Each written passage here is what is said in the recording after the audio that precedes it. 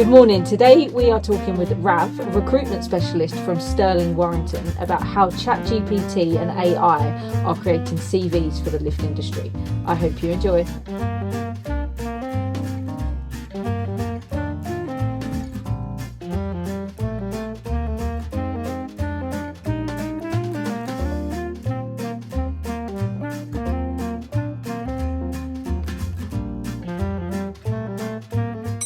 Good morning, Rav. How are you?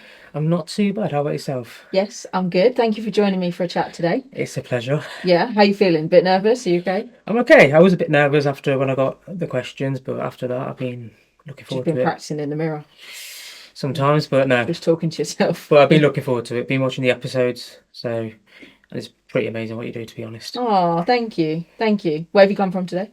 Leicester, Bit of a mission. a bit of a mission. It says 3 hours, but to be fair, there's not that much traffic on the road, so we made it good. Nick got a couple of snacks on the way. It's all about the snacks when you drive. What's your number one snack that you have in the car when you drive? Oh, snaps, the crisps, Snaps. snaps. What? Crisps? Yeah. Why have I never heard of these? I'll bring it down next time, but they're Yeah. sensational. Tomato sauce flavouring, but you can't really taste tomato sauce. It's just Snaps. I'm going to get some. I'll honestly message you once I've tried them. is Is that your number one crisp? yeah, because they don't feel too heavy either. I can have sandwiches with it and I'll still feel fine. Snaps. Snaps. Mine is always fizzy Haribo. Oh, I the know. Fantastics. Fantastic. What's your favourite one? Oh, that's a good one. I like them all other than the cola bottles. I'll turn down the cola bottle in any sweet. Like it's just too, no. I thought you can say the cherry ones. They're my favourite, particularly. They're good. They're very good. Yeah, anything but the cola bottles. No. So recruitment Yes, is what we're going to be talking about today. That's fine by me. Yeah, you've got all the knowledge, which I'm excited to hear. I would hope so. I hope you have. Yeah. Otherwise, I'm going to trade you in.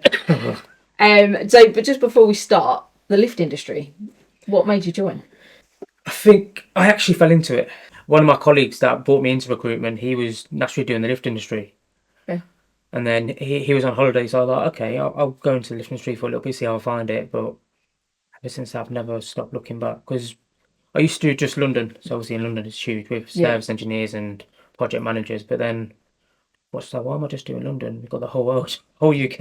Exactly. And that's when I started to branch out. And honestly, I just love speaking to new people and getting to know them. And yes, it's obviously good when I place them. Don't get me wrong, but it's just knowing people. Because I found the lift industry, everyone knows everybody, which makes it a lot easier to speak to. Yeah. So what is your role? So I recruit all over the UK for lift engineers, particularly for example, service, repairs, installation. Mhm. Also done project management, Okay. salespeople, and managers. And I work with about 50 companies at the minute in the UK. Wow. So You're busy. busy, but I wouldn't prefer any other way. So my company I work for at the minute is Stirling, Warrington, Right. and I've been there now 1.5 years.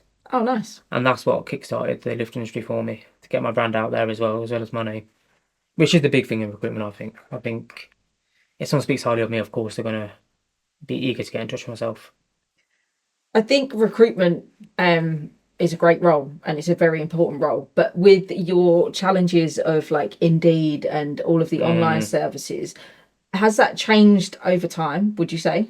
Or do you still have the same intake as you would have, say, 5 years ago? I would say, yeah, it's massively changed. In terms of, I know a lot of companies, how they recruit, they put obviously job applications on for Indeed, for CV Library, you name it, Read.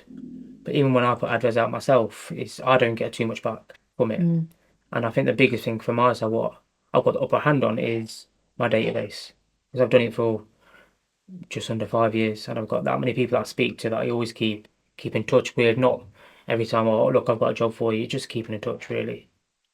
So I think the biggest thing, the job have changed, but you can still use it to your advantage with different types of, if they've got better benefits for reasons, you would put that, for example, at the top of the list so people can see the benefits. What's been your most successful day so far? I've had many successful days. I can base it on a person that I placed, or I can base it on getting free offers and they've all got accepted. But I'm going to base it on the engineer that I placed. He's been in the industry for about 35 years. Wow. And he was at a certain company for 24 years. He didn't want to leave, but I think his role was slightly changing.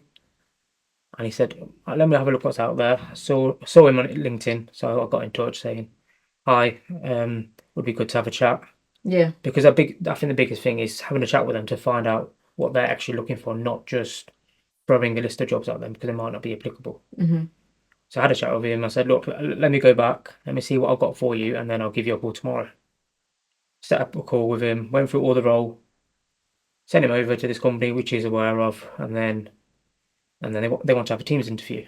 And he said to me, how do you use Teams? Which I was like, okay, fair enough. But obviously, it's apparent now Teams and Zoom because of COVID. I was like, look, what I'll do, I'll send you a Teams link to your email address. We'll set a time, see if it works for yourself, then you can speak to me as well. Go over the job role, a bit more detail and a bit of preparation. Did that. Had his Teams interview, went really well.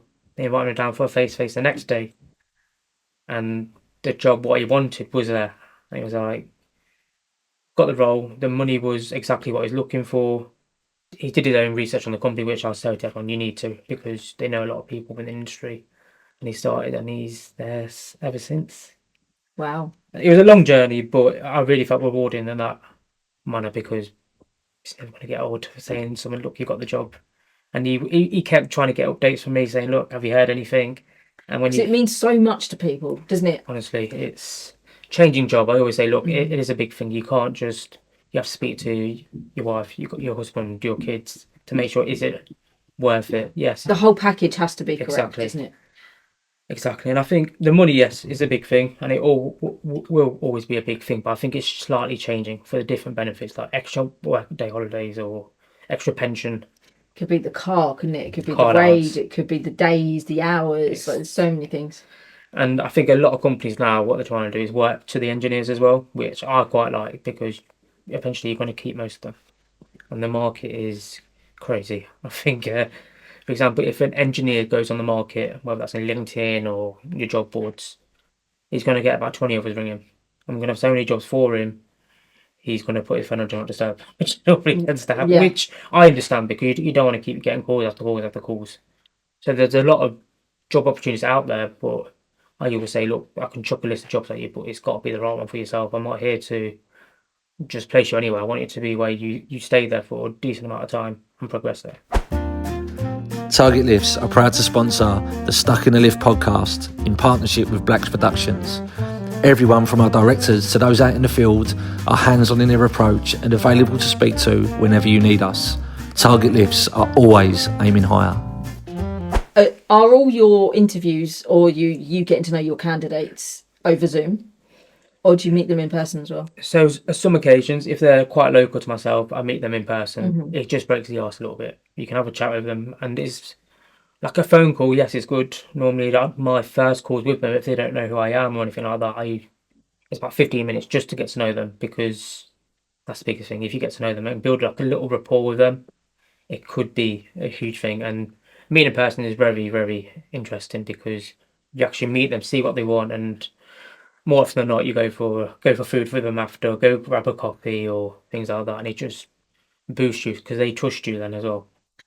I think that that's really important, like, because I would rather have a conversation with you like this than over Zoom. But recently, I've learned that in the recruitment side, when people are talking over Zoom with AI creeping in, how do you know that that is exactly them? Exactly, and what I try and do, I always, because I normally send my WhatsApp. I never really used WhatsApp for about 2 years ago, but now we can see pictures of one another, which also breaks the ice. So normally a lot of people still do text message, but I started to do WhatsApps more because so you can see the icon. So you can see a literal person, and even LinkedIn. I always connect with people that I speak to because you at least know, oh, Ramon's calling me, I remember him, or something like that. But I think if you can meet someone, do it because it's like interview confirmations as well. So the first one's normally like a Zoom or like you said, Teams or a phone call. But then I always say, look, you can't accept a job over the phone unless you go see them because you don't know.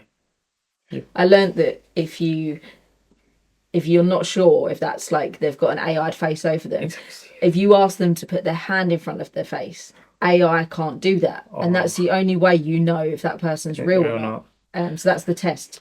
So that's a tip I didn't know. Yeah. So going forward, I'll definitely use that Yeah. Ask them. Because- Yeah, because they can't lift their hand. because I could have spoke to them.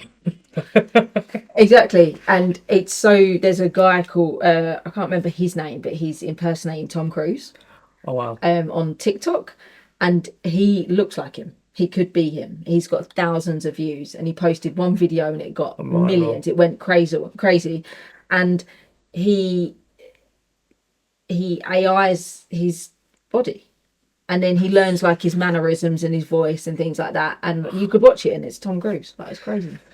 I think it's changed the world now, hasn't it? AI's come Scary. into it, and you could tell as well from a recruitment point of view. You can tell like the CVs is being put with ChatGPT.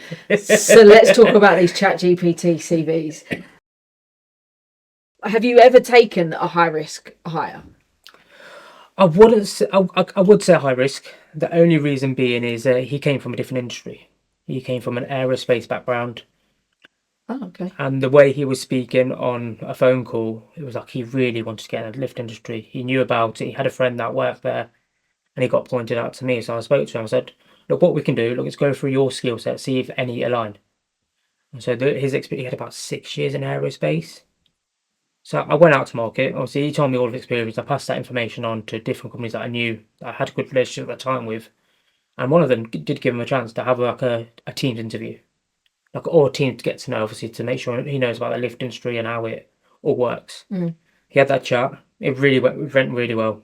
Then he got invited for a face to face to have a look at the office and all the rest of it. And his feedback was he was a bit skeptical because it's a different industry. Taking that big of a jump is quite big in a work, but he really wanted to get into it. So he was like stuck in 2 months. I was like, look, end of the day, if you want to have a change, there is an opportunity that could be an opportunity there for you, or you could stay and do an aerospace still. But he, after thinking, he did go to face, and ever since that day, he's never thanked me enough. But He loves it. and Well, and once he's you go into it, you're stuck into it. exactly, and that's why this podcast called Stuck in a Lift. Yeah, exactly. You're stuck in the lift industry. But yeah, he's still there. I do, but that's what I mean. I see him as a mate now, not just like a candidate. But I like to. Oh, that's nice. It is because they just reach out to me on the weekends, and that's what I do when I come down to London. There's a lot of people that I try and go for beers with or try and speak to them outside of work because you just get to know them even more. If you could bring talent from another industry, what would it be? I just asked my own question. It would be an aerospace engineer. Aerospace. I would say just because it's worked. I'm not going to say it's going to work for everybody, but the way how aerospace works, you've got to be precise with I was going to ask, what are the skills sets in that you're bringing over? the safety of it, and you've Yeah, got to be, I safety. think I would say the biggest two is precise and safety, because obviously in the lift you need to be precise and safe with working on a lift Because it's dangerous, because it's yeah. definitely not like No, it's it's not at all. so that's what I would say. But just because it's worked, obviously other industries, I'm trying to think on top of my head now. It could be a Formula One, just because it's Formula One's very different though. Just because of their skill set, you need to be very on top. Mindset's got to be you're working on a lift now. People go in this and things like that. But Got to be alert all the time. exactly Yeah. that, and that's why I say Formula One. But if you had to pick one of the two, I would say aerospace. Okay, aerospace. Yeah, What would I pick? Not that I know anything about recruitment, but if I was to step into your shoes, I think I would pick a bodybuilder, really. Why is that? because one, they know how to lift well, Yeah, so they've got to lift the parts. They care a lot about their work and their lifting and I don't want to say they care about their appearance, because there's a lot of hard work that goes into it to look like that, but they care about being healthy, and I think maybe just the care. So if they put their care into that work, they'll put their care into that lift, which I know Yes. that lift would be safe. Mm, So maybe strength and care about their work. that's fair enough. I would never have thought that you was going to say that. That's what I'd pick. So ChatGPT, I know you mentioned that a minute ago. Yeah. Has that made a huge impact on CVs? Are you seeing CVs that look the same because they've asked ChatGPT to design them? Yes, I can. If I see a CV out there, I know if it's being chat GBT'd or not, just because of how similar CVs are popping through. And I put a CV on chat GBT and it's the same format. But it's crazy as well because you can ask it, can you do a different format, and they will give you a completely different format. So people are just not caring. They just think No. it's an easy option. Type it in, give me a CV, and then they're sending it. Yeah, Do they take out those little lines? yeah, They do take them they out. do Oh, take okay, it. at least Some people don't, they don't. but some people do. Okay. But I don't know which one's better because No, because if you notice ChatGPT, it's but then again, it does format it correctly. I know obviously CVs it's got to be relatable to yourself and how you present yourself because different formats and all the rest of it is will have a big impact on the client that sees it or just even your former employer. what are red flags for you on a CV? I would personally say gaps in there. Then let's say someone's been at one company for 2 years and is still out of work. What is the reason? Because unless I don't pick up the phone to them, I'm just going to assume that why is he out of work? But then again, it could be family, it could be all different situations, which obviously I'm not aware of because I'm not picked up the phone to him. If you hear a reason, do you always trust that reason, or is it like your dog's eating your homework and you've heard that same story multiple times? Do you struggle with that? I did, but I think I can tell when people are genuine now, just because I've had a lot of excuses of people not turning up to interviews or. So I always give people a chance. So let's say if they cancelled an interview with myself, I would say, okay, fair enough. I'll try and rearrange it for you. That's if the client's happy to do so, of course.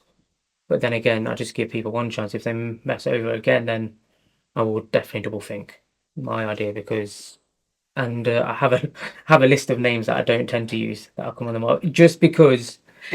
On the list. Because Santa's not coming to you. honestly, it's just because of my reputation. If I place, It's important. So important. I don't want a company coming back. Oh, it's not worked out when I knew the back himself. Why would I place it?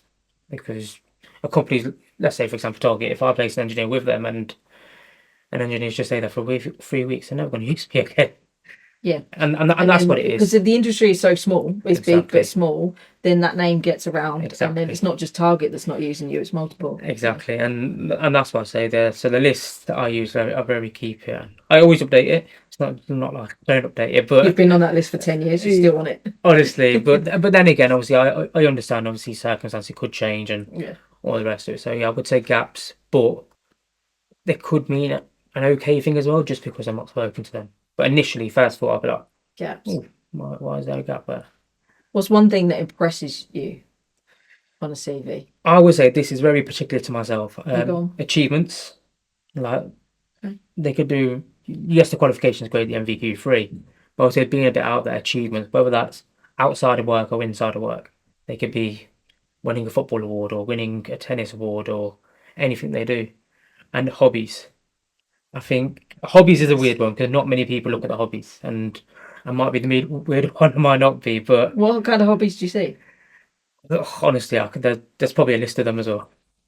No, there's like sporty ones. There's like I think sport could be quite common, right? sport quite common. Like at the minute, paddle's a bigger thing in there. Yeah, everyone is doing that. Tennis, football, biking, dart. Love playing darts at home because I do think when I'm speaking to it makes it more personal as well. Because I used to coach tennis a long time ago. I say a long time, 10 years ago. And if I see tennis, I've got something to relate about. Yeah. But also on the other side, some person could like classical music, and I could See, also those are the ones that stand out for me. exactly. Classical music, or like loves chess, or like, do you know what I mean? Like something that's like so random. Exactly. But then I also think to myself, I can still get along with them because that's how their mindset works and what they like to do in their spare time. So I guess it also shows that they're busy outside and they want to learn new things. And I think that's the big thing. Yeah, so hobbies and achievements. But I bet you won't expect them answers. I mean, I'm a Lego collector, so that's what I put as my hobby. That would have been interesting to me if I saw your CV. Lego collector, yeah. What achievements would you put on your CV? What would I put on? So I have my pro card in bodybuilding. Oh, okay. Got that in 2018. So I'd add that to it. I was on Got to Dance Sky One. I graduated as a dancer, so I'd add that to it. That would be very impressive when you see it. I'd add Lego collecting on there. It's got to be on there. When I'm on Zoom, and there's Lego behind me, it's a great conversation starter. So, yeah, I'd have They go, what is that behind you? And I'm like, it's Lego. And they're like, Lego? Oh my God, show me. So it's a good conversation starter. Plus, it's my retirement fund because Lego is just so expensive. Oh, Like a plastic brick that's been around for 65 years it's. that you can spend like £300 on. I think one of my best friends loves Lego. And it's like, I'm like, what are you getting for your birthday? What are we had to miss this? What's she gonna get for Christmas? He says Lego Star Wars. I'm like, okay. I'm like, surely it can't be that expensive. And he showed me the price. I'm like, okay, wow, Yeah. it's got to be expensive present.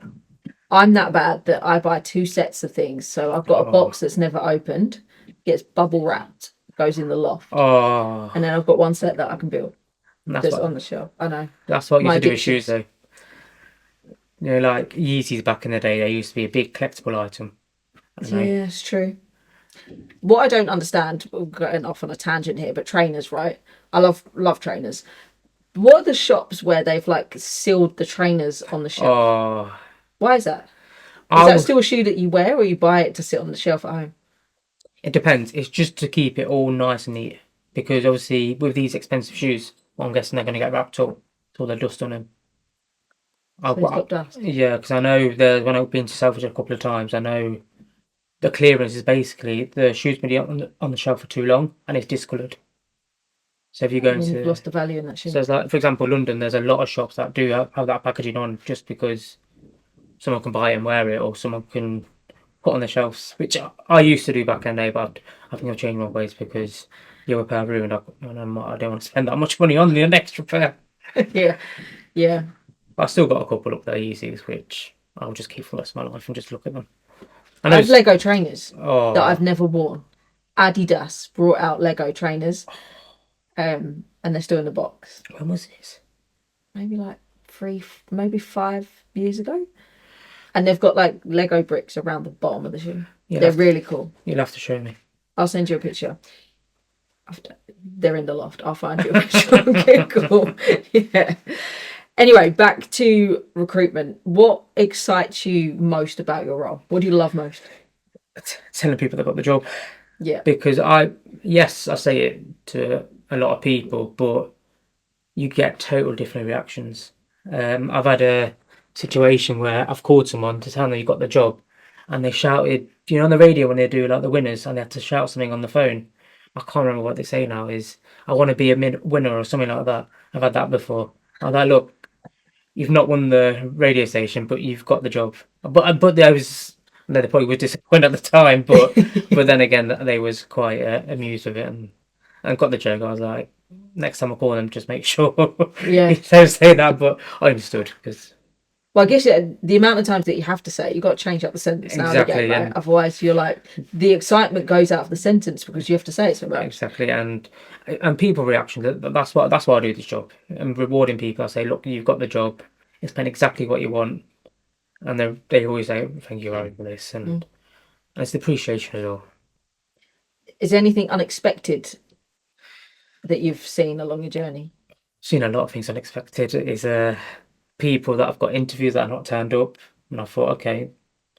There's even people that I think they're going to take the job, they'd accept the job, but then another offer's come on the table, which is better for them personally. But that's happened. I think every day is different with me because I cover the whole of the UK. It could be someone in Manchester, Newcastle, or all over. But it's just an unexpected industry. Every day. And it's like even people that I speak to are, oh, I know that guy. I'm like, yeah, I speak to him regularly. They're like, oh, okay. And it's just one of them industries, which I love. At Target Lifts, we pride ourselves on being completely professional at all times. As part of this, we have many accreditations from the likes of Safe Contractor, Construction Line, ISO 9001, 45001 and now 14001. We are committed to continually investing in our quality and reliability. Target Lifts are a proud member of the Lift and Escalator Industry Association, and we support valuable causes like the Lift Industry Charity and the Lift Industry Mental Health Charter.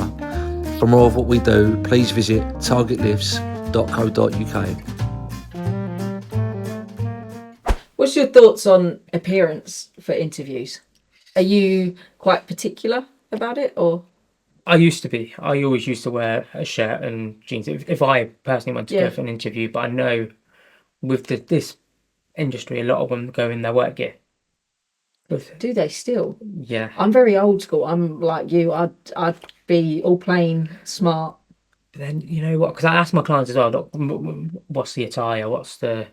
And they normally just say whatever their work gear is. Do they? So they're not. But I've got only a handful of people, but they've all worn suits and they've always got I think a very good impression. To stand out a little bit. Yeah, and they're like, "Well, I'm shocked you turned up in a suit." I was like, "Fair play," because they always ask me the question, "Oh, what should I wear? Should I go in my work gear or a suit?" I was like, "Honestly, it's up to you. That's what you prefer." I give them the examples of people. And they normally tend to go in the suit recently, but it's up to them. Like, what about like hair, beards, like personal hygiene and things like that? Do you ever have to talk about that? No, not really. I think that's a very hard conversation to have because I can imagine. Yeah, because unless I see like a WhatsApp picture, but then it's your preference. I'm like, look, just go in. There's two ways to look at it, really. There's either you can go into it deep thinking that, but I normally just say to people, look, just be presentable. Just brush your teeth. Yeah, brush your teeth, have a chewing gum just in case. Yeah. And all the rest, or take a pack of mints. Don't worry, I can send you a pack. Yeah. But I think a lot of people I speak to, I think they're a lot presentable because They already are. That's good. on LinkedIn you can see the pictures and they're still in the job, which says it all. Speaks for itself, doesn't it? Yeah. But I do think as well because a lot of interviews happen like after work, so for them to go home to go back to get changed could be difficult. They're mostly on the road. That's good. It's good to know most people are clean and tidy. Yeah. So our previous guest has asked you a question. You don't know what's coming. It's a good question. Thoughtful question. Is social media more helpful or more harmful? And why? Very tough question. I would go helpful. Helpful. Personally, just because of my job role that I'm doing, it's probably more helpful to myself. Like for example, LinkedIn.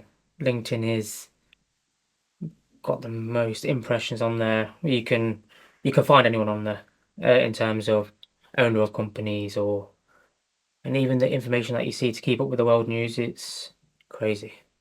But I would say helpful because with social you can find out so much things about so many people, and it's like, for example, recruitment wise, there's so many things I can do with social media that will boost it. It's like, for example, even Facebook, they've got a group chat with just lift engineers in.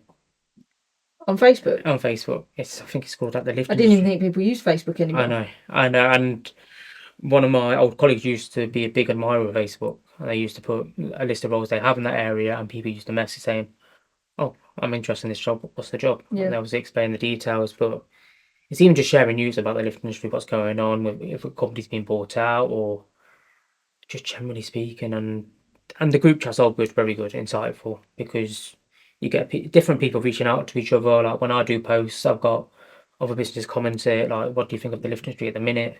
Where do you think it's going with AI being involved and all the rest of it?" And it's like, which is the talk of the town. Exactly, and it's a good conversation builder. When people want to know certain things, I'll just ask the question to people that I know in the industry that are managers or directors or anything like that, and I first turn to LinkedIn whenever I do a post. I think you're right. I think it is helpful as long as it's used in the right way. Exactly. Because I can also understand the complete opposite, the harmful side, where it can go very wrong. So I think it's a risky question. I think it's like a 49-51. It is. I think in terms, it depends what people put. If people put certain things on there, yeah, exactly, it's harmful. But I think people just need to use it the correct way. And what's it used for? Not the bad stuff. Like people can. There's been a lot of times when I've seen on LinkedIn when someone's posted a bad thing about a company, which really and truly they don't need to do that. I mean, that just screams unprofessional. Exactly. LinkedIn is a professional environment where, and you see posts from everyone that they screenshot things and put it on and say, "Why am I getting these questions asked to me on LinkedIn?" There's a couple of recruiters that I work with, they screenshot a couple of things and put it on LinkedIn where some people use it as a dating profile. It's not meant to LinkedIn? Yeah. It's your dating profile? Yeah. They ask people saying, You look really pretty. Do you want to go out? It's like, Stop it. no, honestly, it's exactly harmful. I'm like, you've got the dating apps there for you, please. I think over time LinkedIn has changed. I mean, I think it's a very powerful tool, Very LinkedIn. powerful. But it seems to be like people are now posting what they had for dinner on there, and you Yes. don't need to see that. That's what Facebook is for. Exactly. But now people are using it for a dating site. I mean, It's crazy. When I seen a couple, I've seen the first one, and I thought, okay. I'm doing it wrong. I don't get these messages. What do you tend to use more, social media, whether that's outside of work or inside of work? I don't use it at all for outside of work. Really? I have not got time for it outside of work, but I think because it takes over my life inside of work, that when I get home, I don't need to even log on to anything because I just don't use it. Plus, I'm also quite a private person, and I just want to eat my dinner in peace. Like, I don't need to post about it because when I was in my fitness career, I had to. Yeah. This is what I'm eating today. This is the calories in this, and it just consumed me. And I quit all social media at one point, and I was just like, I need like 6 months of nothing. And when I went back onto it, it has given me that look of like, I don't need to use it for personal life because that's my own life. But for work, I think it's a must. Yeah. If you're not shouting about yourself, no one else is shouting about you. So you have to be your number one fan. And if you're not posting regular, people aren't seeing you at the top of your feed, which means no one's talking about you. So I think you've got to be all in or not at all. Exactly. And that's my look on it. Well, yeah, all in or not. I think that's right. To be honest, I think for work definitely for me is a must, because if I don't post daily or weekly, I was like, oh, I've just not posted recently. And then you're forgotten about. Exactly. And you're forgotten about in 4 days. Like, you've just gone off the planet of social media. Exactly. Like, it's crazy. So we'd love to end today's podcast in tradition. And we would love to know who you'd want to be stuck in a lift with. Okay, I would go with Roger Federer. Okay. Because I was a huge tennis fan when I was little, and I still am now. And I had a choice to be a football player or tennis, and I chose tennis just because I went to David Lloyd for the first time and I saw tennis people hitting, and I was like, okay, that's something I would love to get involved in. Started, and ever since I saw Roger Federer on the TV, I've always tried to stay up to watch his games, and I would love to meet him. I watched him play live at Wimbledon and the O2. Oh, cool. It's just a great experience. He's just natural, so he's got gifted. Okay. And from his, but I do want to ask him one question. What is it? How did he get to where he was? Like, what Today. That's a today? good Obviously, question. he's retired now, but what made him choose Wimbledon, choose tennis? Sorry, because I always think that's the big one. Have you ever fell into it, or was it always been sport in your mind to play? Do you think you have to start tennis? Because I've got a dance background, I think when you start dance at a very young age, you fall out of love with it before you then become like serious head of that sport. So would you say tennis has to be from a very young age, or can you start it later on and still be successful? I would say, from my personal view, you have to start young. Okay. Because the tennis skills to teach it is very hard with young people, because they either got it or they've not got it, kind of thing. And yes, there's a lot of times where when I've grown up, when I've played tennis, did I want to play tennis or football with my friends? And then I got out of tennis, but then furthermore down the line in my career, I started to be a tennis coach because I still wanted to give back to David Lloyd, that gave me matches to play and all the rest of it. So I wanted to give back to it. And coaching has just changed my perspective on tennis. So you could start later as well, because you could be just naturally gifted at everything, and that's more rare, I guess. that is very more rare. I've seen. I'm not naturally gifted at tennis.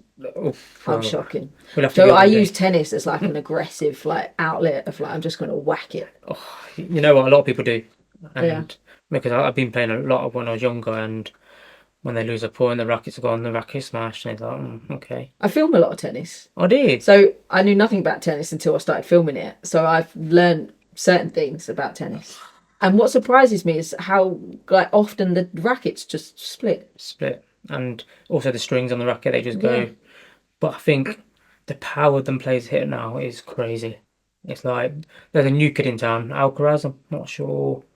I wouldn't have a clue. No, but he's still about 21 and he's won a lot of big trophies. So Wow. I reckon he will overtake Federer's trophy record by the time he's 30, if he doesn't get injured. Hopefully not.